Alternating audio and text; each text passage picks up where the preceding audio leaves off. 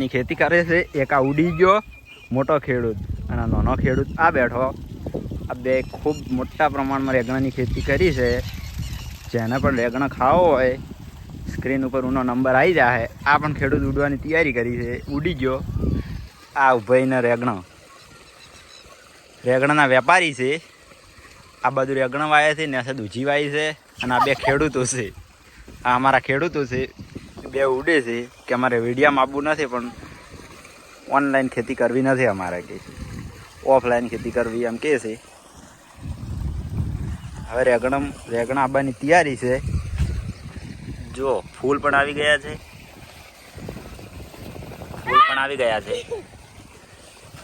હવે રેગણમ કઈ દવા નાખવાથી રેગણા ઝડપી આવશે?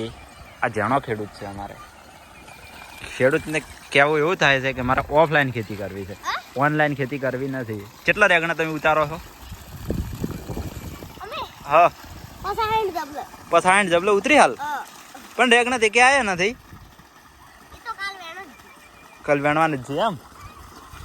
અને તમારા પાર્ટનર કોણ છે? એનું નામ શું છે? જીગુજી. અને તમારું નામ? ઈધોજી. એટલે તમે તો છૂટું પાણી વાકો છો હો. અને નેસાડા ખેતરમાં શું છે? નેસાડી દૂધી વાયેલી છે.